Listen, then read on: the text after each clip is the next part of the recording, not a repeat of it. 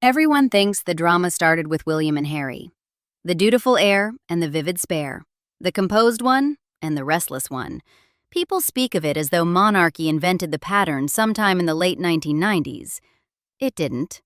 The mold was cast much earlier, in a Georgian townhouse at 17 Bruton Street, Mayfair, at 20 minutes to 3 in the morning, on the 21st of April, 1926.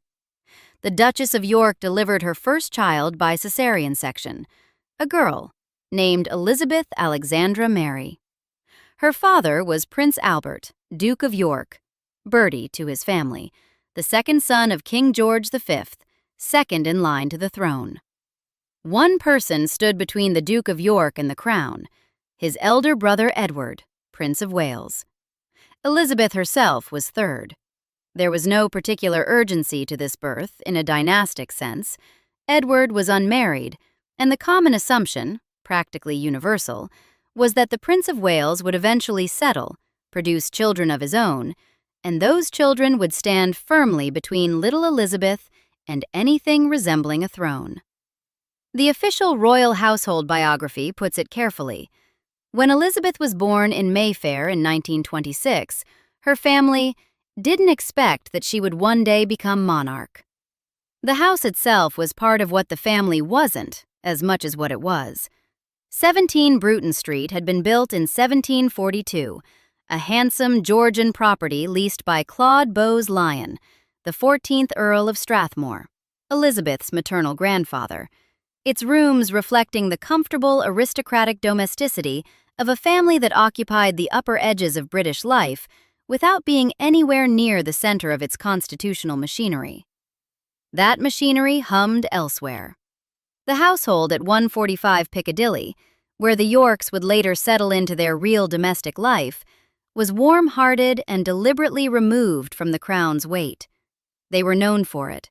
The Yorks, the ideal domestic unit, a small family insulated from the grander pressures of the institution. George V, who watched from a distance, reportedly told a courtier that he prayed his eldest son would never marry, that nothing would come between Bertie and Lilibet and the throne. It was an extraordinary thing to pray for. Nobody in that Mayfair townhouse, in the spring of 1926, thought any such prayer would be necessary. 4 years and 4 months later, on the 21st of August, 1930, a second daughter arrived. This time at Glamis Castle in Scotland, the Duchess's ancestral home. A place of grey stone and deep family memory in Angus, a different world entirely from the Georgian propriety of Mayfair. Princess Margaret Rose was born at 9:22 in the evening, the first princess born in Scotland in the direct line of succession for 300 years. The Home Secretary, J.R. Clines, attended in accordance with the custom requiring a government witness at royal births. Registration of the birth was deliberately delayed by several days to avoid assigning her number 13 in the parish register.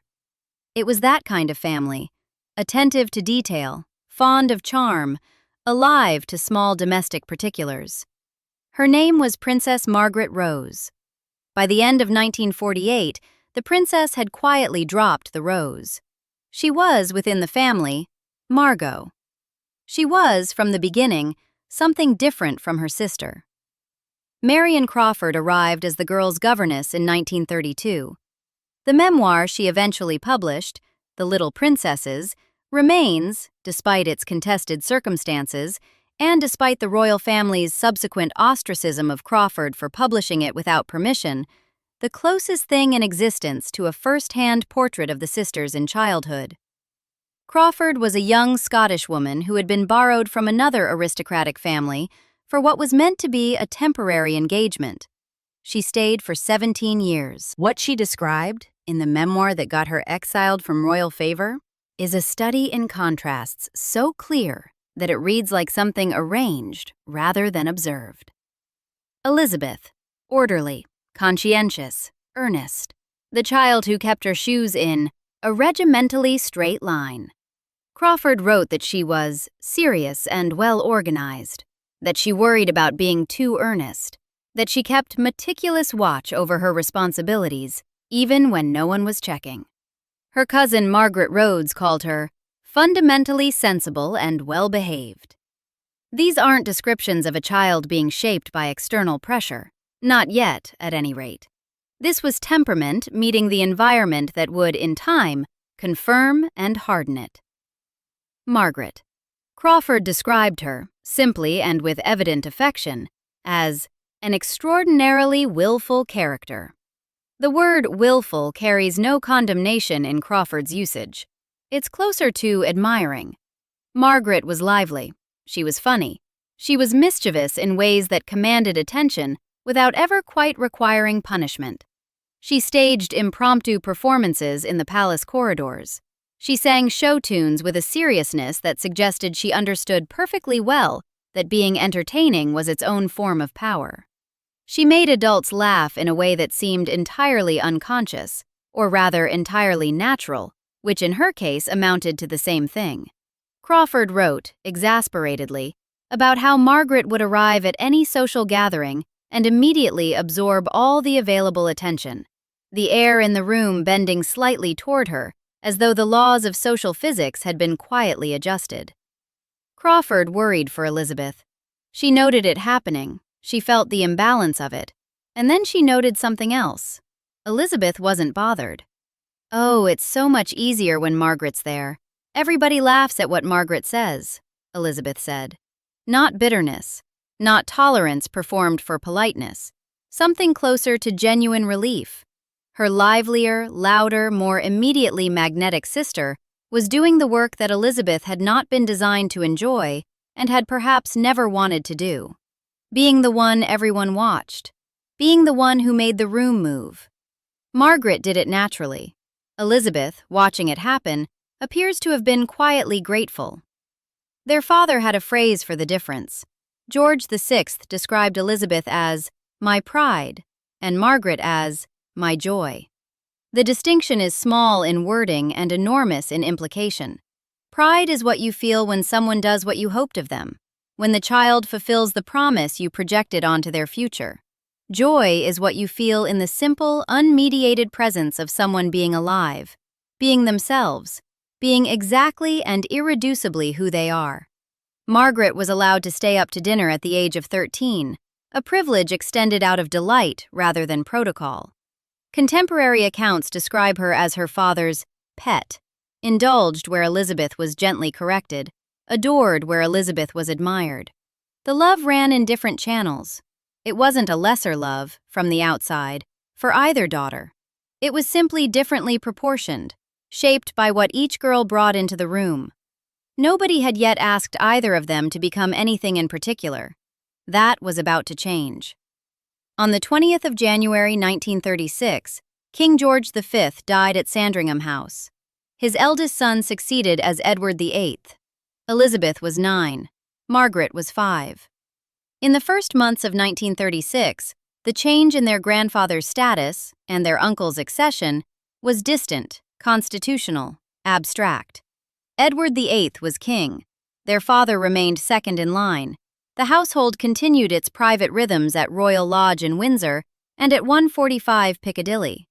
But Edward VIII had a private complication that was deepening through that year into something that would shortly reshape everything. He wanted to marry Wallis Simpson, an American socialite, twice married, whose second divorce wasn't yet absolute. His prime minister, Stanley Baldwin, explained the situation with the particular flatness of someone stating a mathematical certainty. It couldn't happen.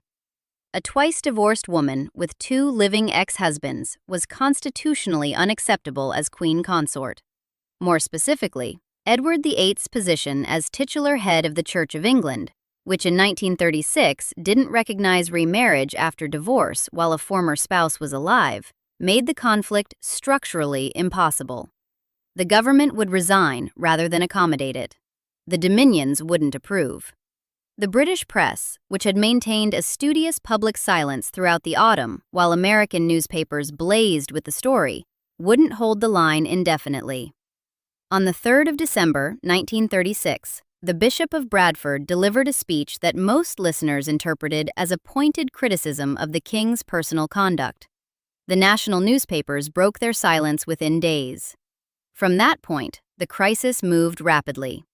Edward knew he couldn't both remain on the throne and marry the woman he intended to marry. There was a proposal for a morganatic marriage. She would be his wife, but not his queen, that the Dominions reviewed and declined. There was Churchill's public plea for delay, which Parliament savaged.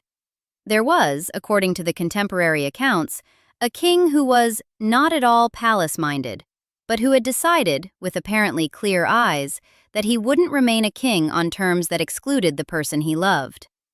On the 10th of December, 1936, at Fort Belvedere, Edward's private residence in Windsor Great Park, a place he had made his own, informal, unconventional, away from the palace formalities he found stifling, he signed the instrument of abdication.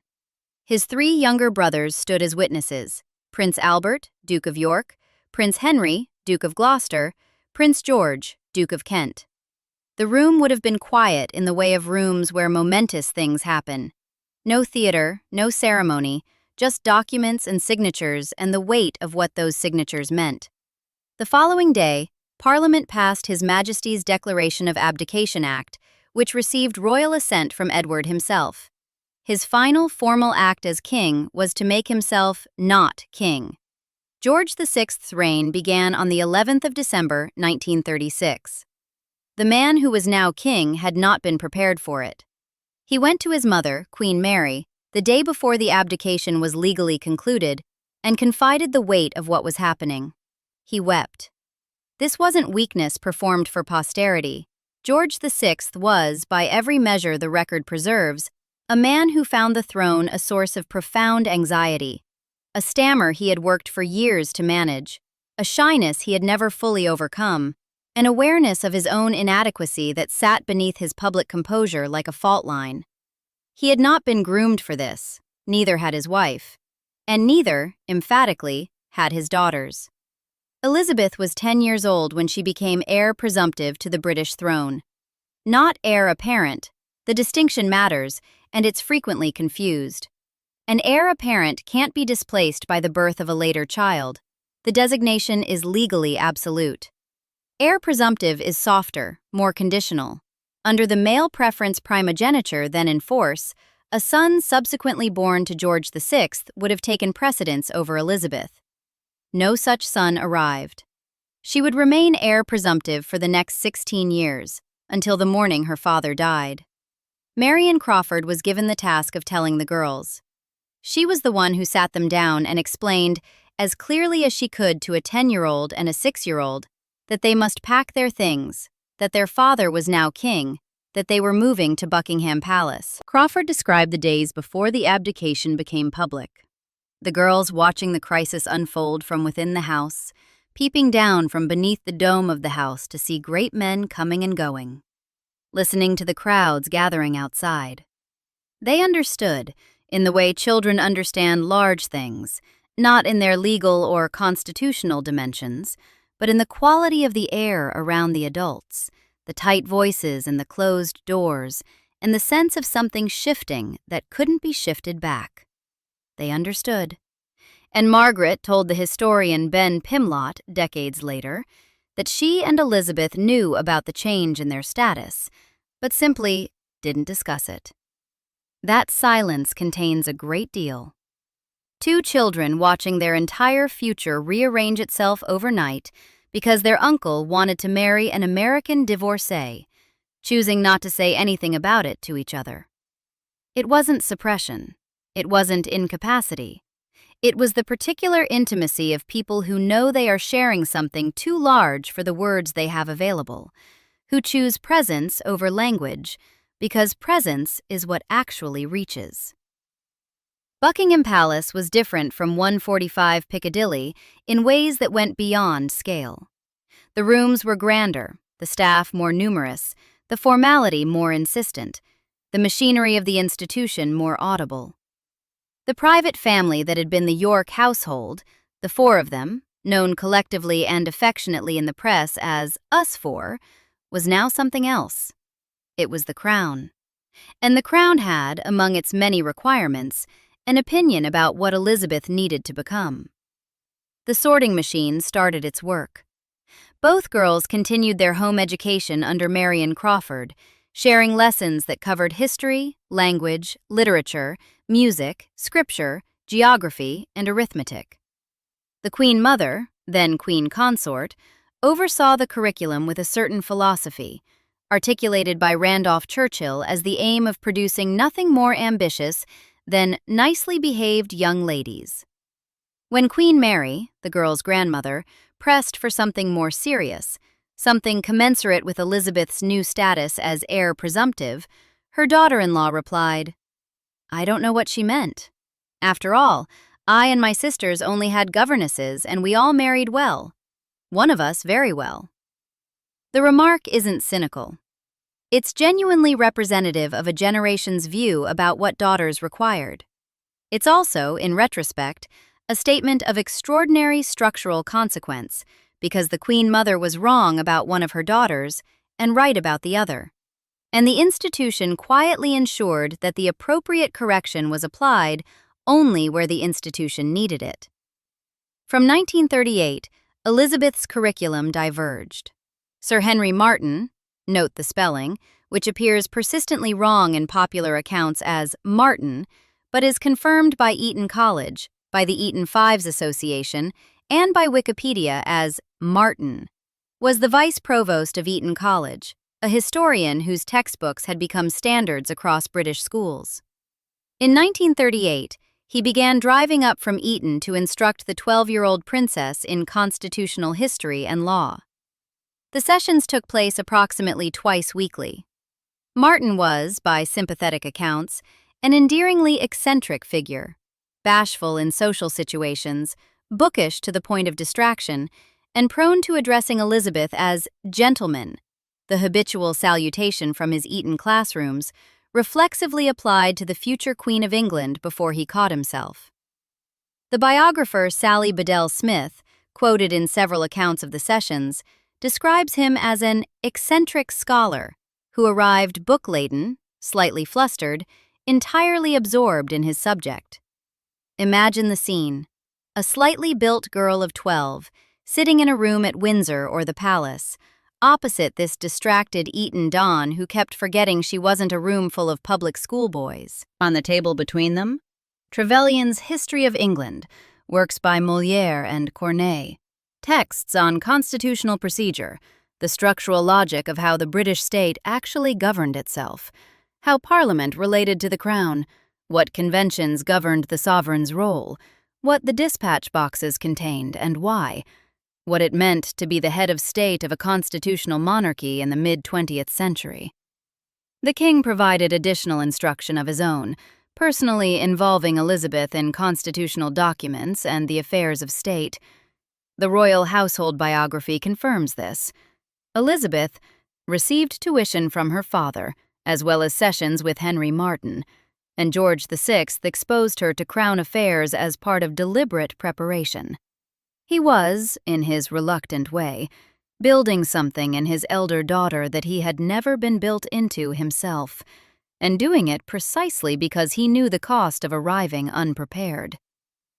In the next room, or the next corridor, or the next lesson time, Margaret's education followed the course the Queen Mother had designed for both her daughters before the abdication had changed what one of them needed. She was learning to be well-mannered.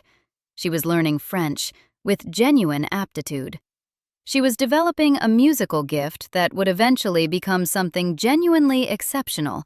Her piano playing, by the time she was an adult, impressed professional musicians and not merely indulgent relatives.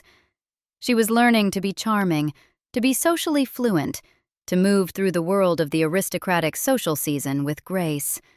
She was being prepared, in other words, to live the life that the Duchess of York had originally envisioned for both her daughters, a life of comfortable aristocratic visibility, ending in a good marriage.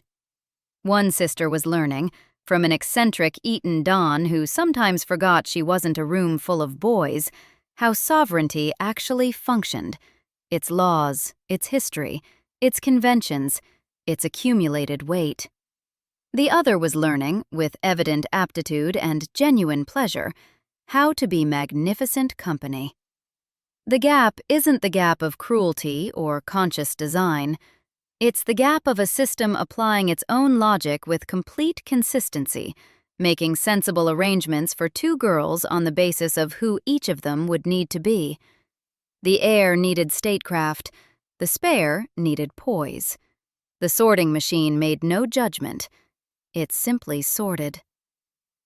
In October 1940, 14-year-old Elizabeth made her first radio broadcast on the BBC's Children's Hour, addressing children who had been evacuated from cities during the Blitz. The broadcast was scripted, carefully prepared, deliberate, the voice of someone who had already begun to understand that public speech was part of the sovereign's toolkit. Her words were composed and direct. "We are trying to do all we can to help our gallant sailors, soldiers, and airmen, and we are trying, too, to bear our own share of the danger and sadness of war. We know, every one of us, that in the end, all will be well." Margaret sat beside her during the broadcast and spoke briefly at the very end, 2 or 3 sentences, to wish the listeners good night. Even in the archive, the shape of the thing is clear. Elizabeth addresses, Margaret closes. The heir speaks to the nation. The spare provides a warm, human coda. By the end of the war, Margaret had grown into someone remarkable. The press was the first to notice on a wide scale. By the time of Elizabeth's wedding to Philip Mountbatten in November 1947, reporters had already begun following the circle of young aristocrats and socialites they called the Margaret set, a loose constellation of friends who gathered around the princess at balls, parties, nightclubs, and theater premieres at the Café de Paris, the 400 Club, the Mirabelle restaurant. The princess herself arrived at these events with an effect that contemporary accounts are consistent about. She was stunning to look at, with blue eyes of unusual vividness, and a physical presence that photographers sought out not because she was royal, but because she was striking regardless of rank. She could perform the can-can at the American ambassador's fancy dress ball, 47 other costumed girls alongside her, and have Danny Kaye absorbed into her social circle within days by something that looked like pure gravitational force. She read with genuine appetite. Her piano playing impressed professional musicians. She moved through conversation the way gifted performers move through improvisation. Nothing labored, nothing mechanical. Everything arriving precisely at the moment it was needed and landing precisely where it was aimed. She had the kind of wit that preceded her conscious deployment of it and made everyone in the room feel it was directed specifically at them. She was 20 years old. She knew exactly who she was, in the way that certain people know it from the beginning and require no institutional scaffolding to remain it. The world found her fascinating, in a way that Elizabeth, disciplined, conscientious, reserved in temperament and further reserved by training, was never designed to be. Margaret was the one you watched. Elizabeth was the one you trusted. Both of those things are complements. The tragedy is only visible in how the system arranged them, and what it did when the two collided. The year 1947 also mattered for a quieter reason. During the royal family's 3-month tour of South Africa, Margaret first encountered Peter Townsend in a way that went beyond professional proximity.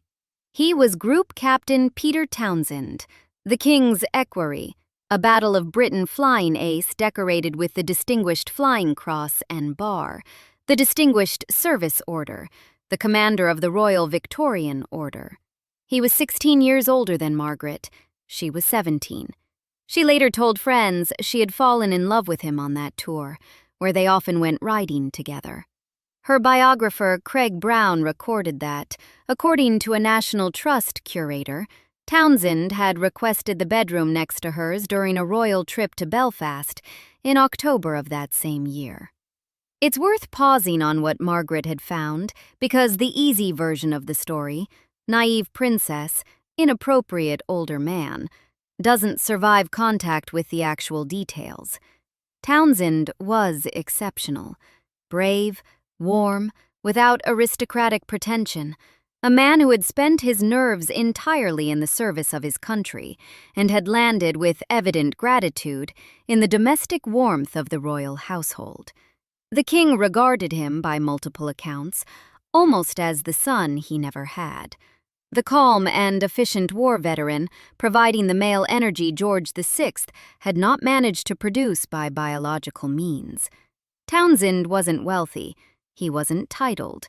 He was a man who had commanded squadrons and stations and who, having survived all of that, had become, in the household at Buckingham Palace, the kind of steady, capable presence that a family under institutional pressure organically gravitates toward.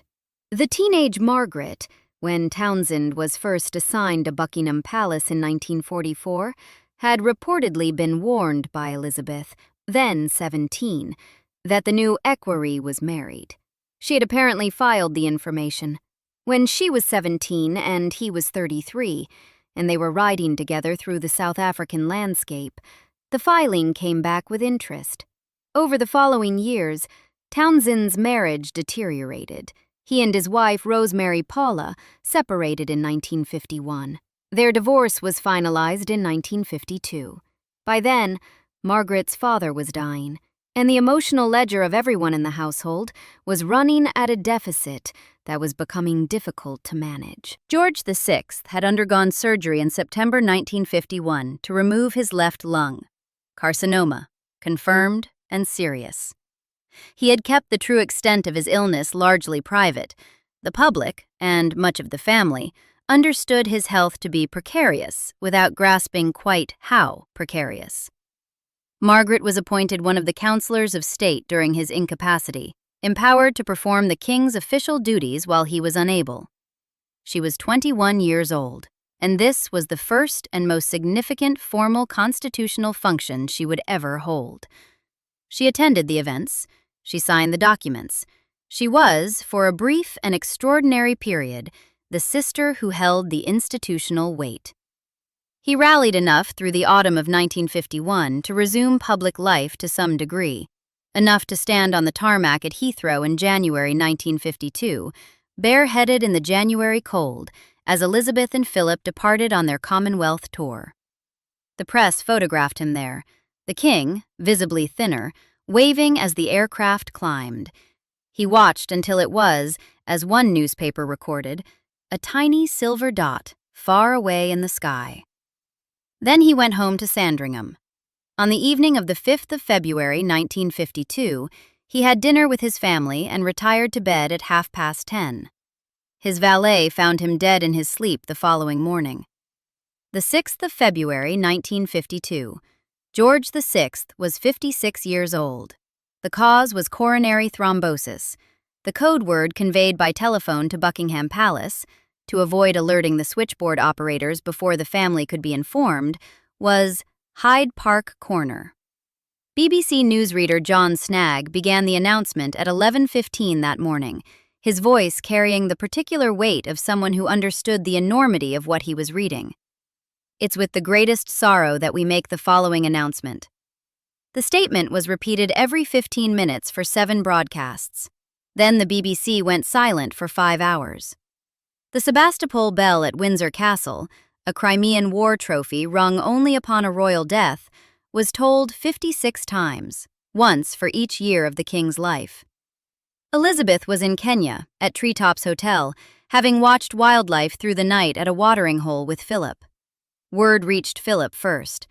He walked to where his wife was sitting and told her. She became Queen Elizabeth II automatically and instantly at the moment of her father's death, by operation of law rather than ceremony. She flew home. Margaret was at Sandringham. She had been there when he died.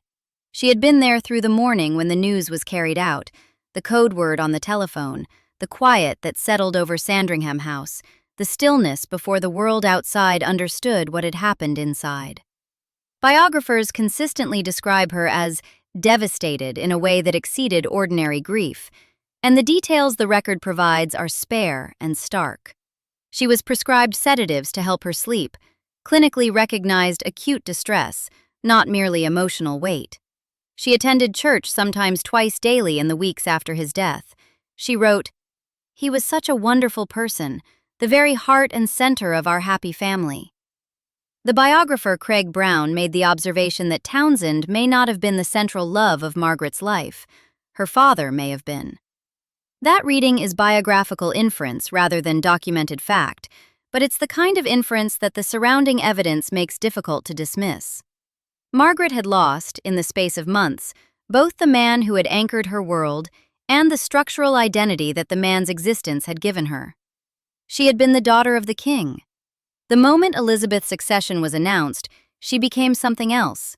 The sister of the queen, a role without precedent and without definition, visible to the public but without the singular constitutional purpose that she had, however briefly, occupied during her father's incapacity. Her title remained Her Royal Highness, the Princess Margaret, unchanged, no new designation, nothing to mark the shift from one status to another. She was still in the line of succession. She undertook a full share of royal duties, patron or president of more than 80 organizations, regular overseas visits representing the Queen, appearances at official events that the institution required of its senior members. The work was real. But the function that had made her Margaret, daughter of George VI, that was finished. She moved out of Buckingham Palace with the Queen Mother and into Clarence House in May 1953. Her sister moved into the palace. The two women who had faced the wartime winters together, performed Christmas pantomimes in Windsor Castle, danced incognito in the VE Day crowds, linking arms with strangers and doing the Lambeth Walk down Whitehall with ordinary Londoners who didn't know who they were now in different buildings, with different structures around them. Margaret later summarized her role by saying it was to help the Queen. The sentence is modest to the point of disappearing. At the coronation in June 1953, a tabloid reporter spotted her brushing a piece of lint from Peter Townsend's uniform jacket. The gesture was small and entirely natural. The unconscious intimacy of two people whose relationship has moved past the formal into the habitual. The kind of thing people do for someone they love without registering the action. The reporter registered it. Within days, what had been developing for years in private was a constitutional matter. Townsend was 38. He was divorced. His former spouse, Rosemary Paul, was living. In 1953, the Church of England didn't permit the remarriage in church of divorced persons when a former spouse was still alive. The Queen, as Supreme Governor of the Church of England, a constitutional designation, not merely a ceremonial title, was expected to uphold that doctrine in her public conduct, or, at minimum, to be seen to reflect it. Any formal sanction of her sister's marriage to a divorced man would have been read, within the church and within the government, as the sovereign endorsing what the church then prohibited. And the Royal Marriages Act of 1772, enacted under George III to prevent undesirable marriages within the royal family, still fully operative in 1953, required any descendant of King George II under the age of 25 to obtain the sovereign's formal personal consent, signified under the Great Seal and declared in council before contracting a valid marriage. Without that consent, the act was explicit. Any marriage so contracted was null and void, to all intents and purposes whatsoever. Margaret was 22 in 1953. 22, and in love with a man she had known for 6 years, in circumstances made possible by the death of the father they had both adored. The trap was structural. It wasn't personal. It was the sorting machine in its most consequential operation, and it was producing exactly the result its logic always produces. The government moved Townsend out of proximity. He was posted to the British Embassy in Brussels as heir attaché, not merely transferred, but effectively exiled, not permitted to return to British soil during the period he held the posting. He would be gone for 2 years. Margaret remained in London. They wrote to each other, by most accounts, nearly every day. There is a version of this story in which Elizabeth simply held the institutional line: cold, immovable, duty over sisterly love, while Margaret pressed against it and was turned back. The full record makes that version impossible to sustain, and the full record is what matters here. Government papers released to the National Archives in 2004, 2 years after Margaret's death, revealed that Elizabeth and Prime Minister Anthony Eden had spent significant effort developing a plan under which Margaret could have married Townsend while retaining her royal title and her civil list income. The only conditions required were that she renounce her rights of succession and marry in a civil register office rather than a church ceremony. The Lord Chancellor Kilmuir had provided legal advice suggesting that the Royal Marriages Act's application to Margaret's specific situation might not even be as legally airtight as commonly assumed. Eden was himself a divorced man who had remarried. He had his own reasons to approach the matter with something other than institutional severity. There was, in other words, a path. Several paths, in fact. Elizabeth wasn't simply refusing. She was trying, in the particular register of someone who can't afford to be seen trying publicly, to find a way through. Whether Margaret knew the full extent of what was being attempted on her behalf isn't something the archive can confirm. What became clear when Townsend returned to England in October 1955, after his 2 years in Brussels, was that the path available involved costs that Margaret found, in the end, too high. Or perhaps that she found, after 19 days of mounting pressure in a borrowed London flat, besieged by 50 reporters from newspapers across the world, that the certainty she had felt at 17 wasn't the same certainty she felt at 25, and that uncertainty about what she wanted was, itself, an answer of sorts. Townsend described those 19 days in his 1978 BBC interview. He had been lent a flat in London. Outside, 50, sometimes 100 journalists, photographers, editors, dispatched from every capital of the world, the entire machinery of mid-century press coverage trained on a single question. Inside, 2 people trying to decide something private in conditions that were entirely public. He remembered the noise of it. He remembered the impossibility of the conditions as a context in which anyone might make a clear-headed decision about love and duty and the rest of their life. On the 31st of October 1955, the BBC interrupted its scheduled radio programming to broadcast a brief statement from Princess Margaret at Clarence House. The statement was read aloud that evening across the country, in sitting rooms and kitchens and public houses, by people who had been following the story for months. I would like it to be known that I have decided not to marry Group Captain Peter Townsend. I have been aware that, subject to my renouncing my rights of succession, it might have been possible for me to contract a civil marriage, but mindful of the Church's teaching that Christian marriage is indissoluble, and conscious of my duty to the Commonwealth, I have resolved to put these considerations before any others. 2 things about that statement deserve attention. First, Margaret explicitly acknowledges that a civil marriage was available to her. She isn't claiming to have been left without options. She is claiming to have made a choice, and framing that choice as her own, religious conviction and duty to Commonwealth, not royal prohibition. Second, the statement does not name her sister. It does not reference the Queen's position. It does not reference the government's advice or the Lord Chancellor's legal opinion. She lifts the institutional logic entirely onto herself and presents it as personal conviction freely embraced. Whether that represents what she genuinely felt, or what she thought it was appropriate to say, or some combination of both, the record can't determine. What it can say is that she chose to carry the weight of the moment entirely herself, without directing any portion of it toward Elizabeth.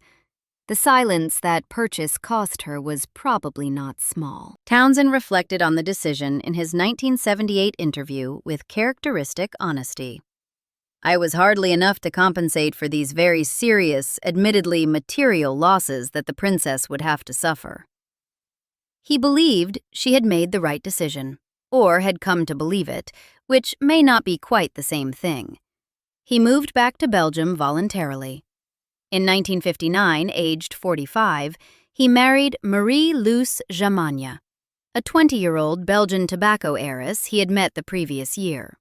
The biographer, Anne Edwards, records that Margaret never forgave him for that remarriage, which tells you something, in the arithmetic of the heart, about the difference between accepting a decision and accepting what the decision meant. The grief of October 1955 subsided, eventually, into the life that Margaret made for herself. In May 1960, she married Anthony Armstrong Jones, a society photographer of considerable talent, charming and unconventional, the son of a Welsh barrister, at Westminster Abbey in the first royal wedding broadcast on television.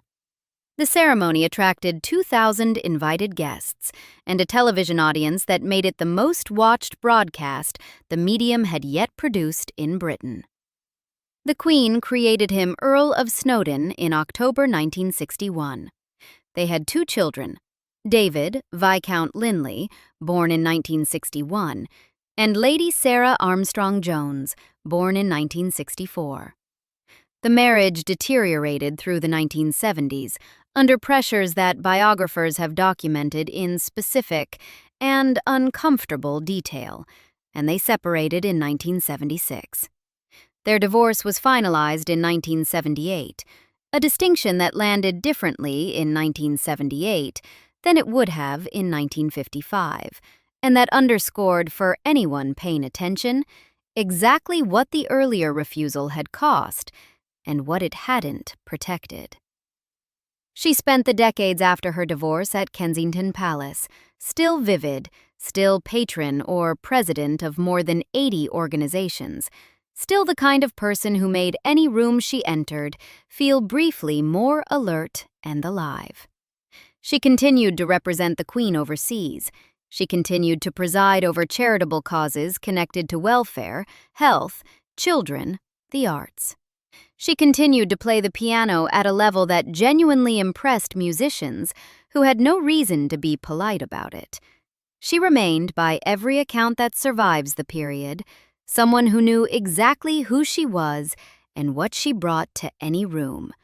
Not diminished, not embittered in the way the tragedy of the spare narrative requires, but carrying, somewhere inside the social brilliance, the particular weight of what had been refused her. Her health began to decline in 1998, when she suffered the first of several strokes.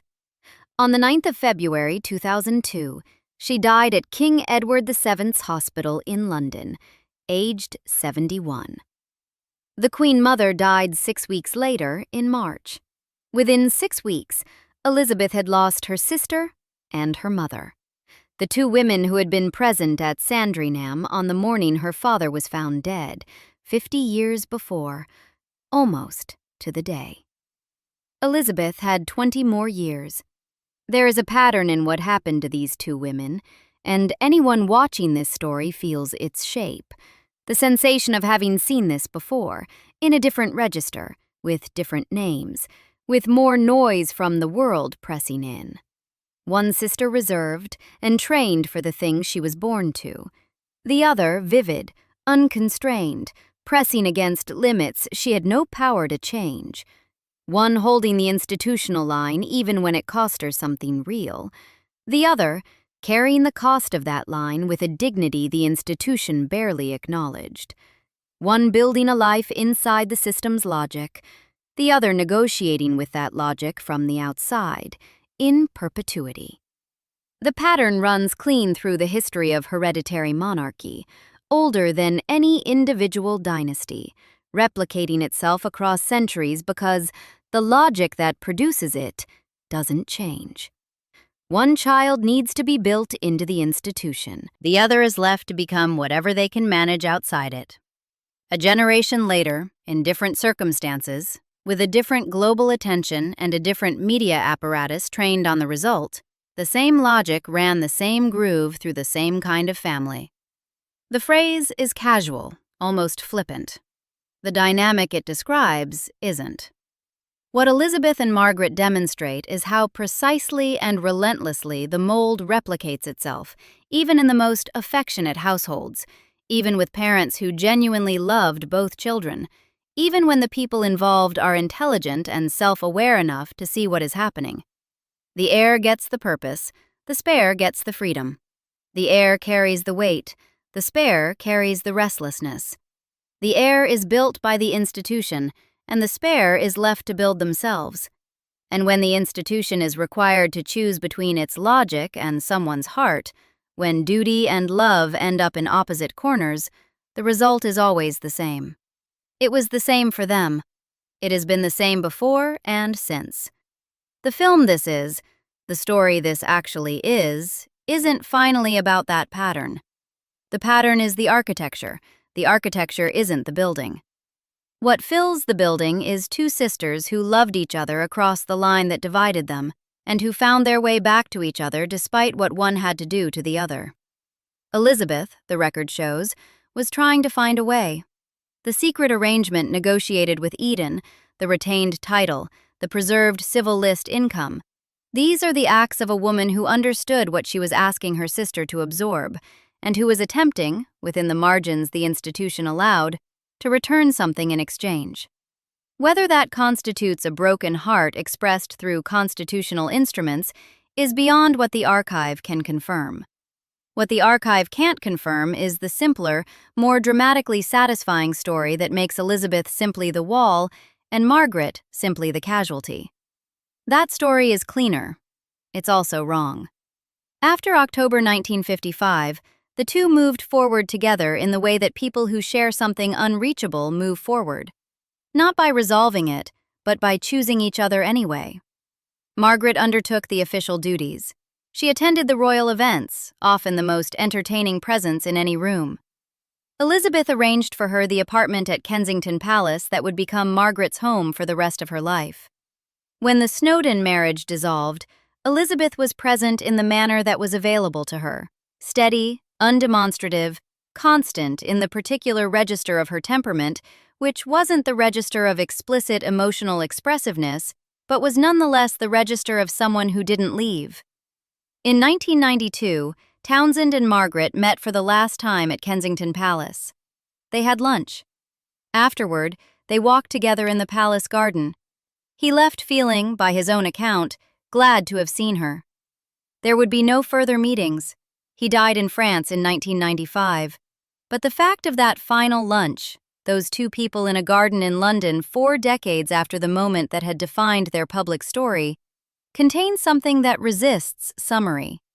Whatever they said to each other over that table, whatever the garden looked like that afternoon, whatever they left unsaid in the way that people with long histories leave things unsaid, it was between them and remained there. Margaret died in February 2002. The Queen Mother died in March. Elizabeth had 20 more years of the reign she had been built for, the purpose that had been assigned to her at the age of 10, in a palace room while someone explained that the family was moving and the world had rearranged itself. She carried it for 70 years. She carried it to the end. They are buried together now, the 4 of them. Margaret's ashes were placed in the King George VI Memorial Chapel at St. George's in Windsor, beside her father. When the Queen Mother died in March 2002, she joined him. When Elizabeth died in September 2022, she and Philip were interred alongside them. The man who had called one daughter his pride and the other his joy.